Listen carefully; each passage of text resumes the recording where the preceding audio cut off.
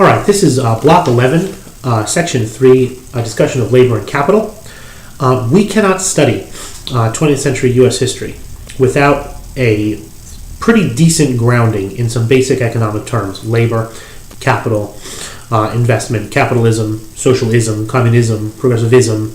All of these things that we're going to talk about pretty much between now and the end of the year are all predicated upon a knowledge of some of these basic economic terms. So we'll start simple. Labor and then capital. Labor is the most basic. It's very easy to understand. Labor is work. Kind of makes sense. And that work can either be skilled work or unskilled work. That skilled labor is you have a knowledge of how to do something, and then you actually, with your body and some tools, do it. A person who is a carpenter is a skilled laborer. A person who, that person knows how to use, various different tools. He can almost be, if he's good at it, an artist. He is a laborer. He is combining knowledge with his work. That is what a laborer takes a block of wood and through his physical actions and his mental know-how transforms that block of wood into something with greater value. That labor adds value to something we find in nature. You take a tree, you cut it down, and then the carpenter takes that tree and he adds value to it through his labor. That's skilled labor. Unskilled labor is completely dependent upon physical strength. If I need to dig a ditch, I do not need to have any particular knowledge how to dig a ditch. I don't even need tools. I can just use my hands in theory. But I am taking something in nature, dirt, and I am adding some degree of value to it. That if I'm digging a hole, I have a reason for it. Hide buried treasure. But that's labor. Labor takes something in nature and through physical manipulation of that object, value is added to it. Labor is a very simple thing. Anybody, really, who is not physically disabled can labor. What is capital, then, on the other hand? Capital is a little more complicated. Capital starts with knowledge. Okay, it's up here, the foundation of capital. Capital is knowledge, how to do something, some economic activity. How to do it more easily, better, more efficiently, cheaper, etc. How do I make the carpenter better, more efficient, cheaper, easier? That's knowledge. That if somehow I can replicate the carpenter with a machine, and if I can build that machine, that's capital. It's knowledge that adds value. And then to kind of bring that knowledge to fruition, I need money. And I will invest that money in the creation of a means to make it easier, better, cheaper, more efficient. And then in a system of private property, capital cannot be accumulated without private property.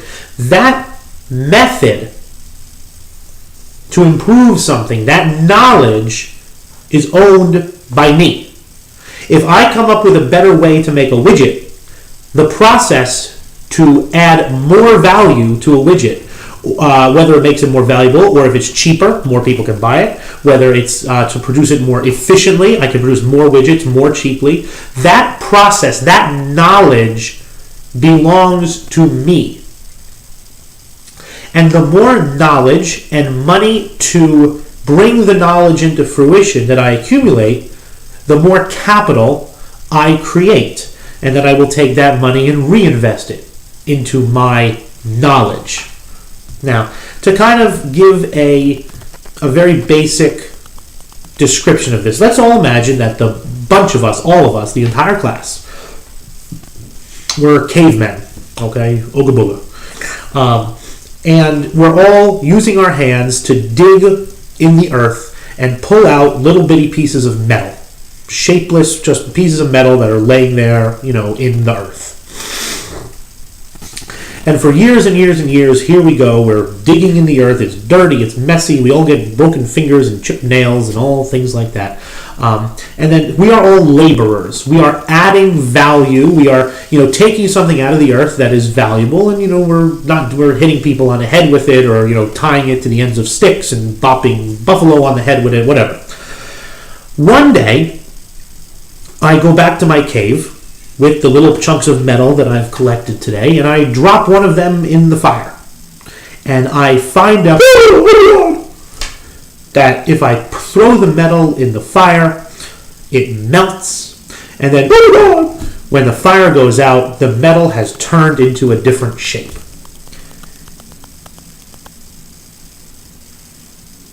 Whoa, that's cool. It's amazing.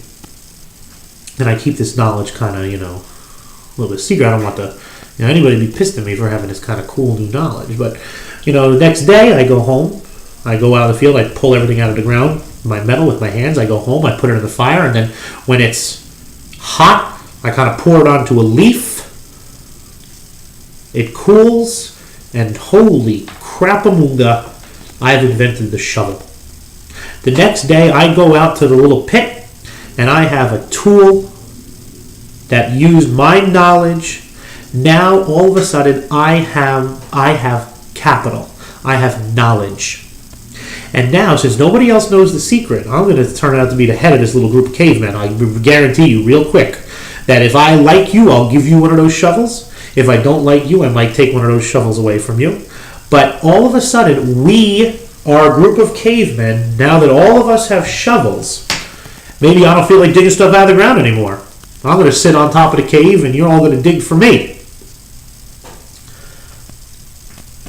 All of a sudden, we as a group are way more efficient because of my knowledge. My knowledge has been applied to the economy, and I have created more value. I can move more dirt. I can take a piece of metal that I dug out of the earth and create something of value with it. I can trade that for 10 woolly mammoths to the group of cavemen down across the river. That I have made money. That did not exist without my knowledge. That's what capital in the end is. Now, if we look at now the people who are digging stuff out of the ground for me, they're doing it more efficiently. They're probably getting more woolly mammoth meat because I can trade shovels now. But they're still laboring. And I'm going to kind of put myself up above them and say, you're going to work for me now, all you laborers. So in that nutshell, we kind of see everything that happens with the relationship between capital and labor. First of all, labor comes first. No one denies that. Without labor, there cannot be capital. If I can invent all the shovels in the world, but unless someone's willing to labor with them and use them, they're useless. So that labor is it's not a chicken and egg thing. Labor comes first and then capital. But we see what capital does to create more wealth, that the amount of labor that Joe the caveman has to do, he can dig a whole lot more dirt out of the ground and pull out a lot more pieces of metal using the technology that I have created. That's capital.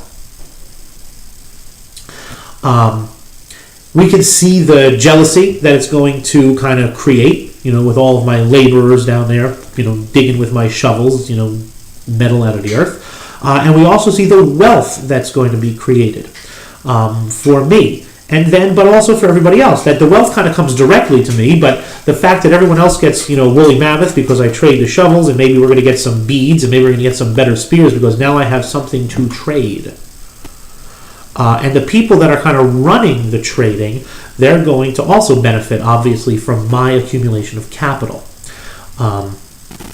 And then once I get, 10 woolly mammoths and 25,000 beads and, 100,000 shovels, I have accumulated quite a bit of capital that I can go do other economic things with that now. Maybe invent a better shovel. Hire people, really smart people, to kind of figure out new ways to melt the metal and create new forms of shovels. Labor and capital are kind of the very foundations of the modern economy.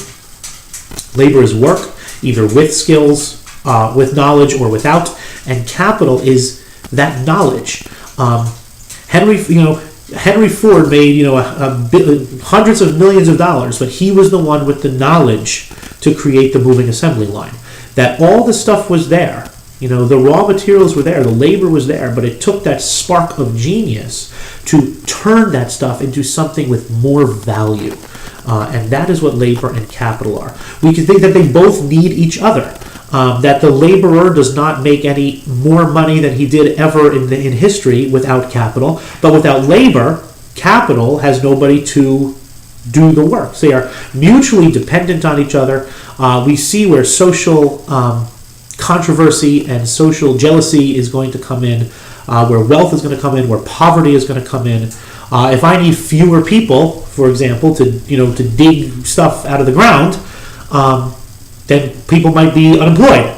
And I dug with my hands in the ground for metal for 10 years, but now all of a sudden Mr. Shovelman over there doesn't need me anymore. Capital destroys jobs. It also creates them. We have people that I'm going to teach the secret of pouring, metal over a fire to, and that's a job that all of a sudden that didn't exist. That job didn't exist a little while ago. So we see all these things just in that little itty bitty example, capital and labor, and I hope that kind of clears some stuff up. Keep this stuff in mind. It's going to be involved in so much of the stuff that we see between now and the end of the year.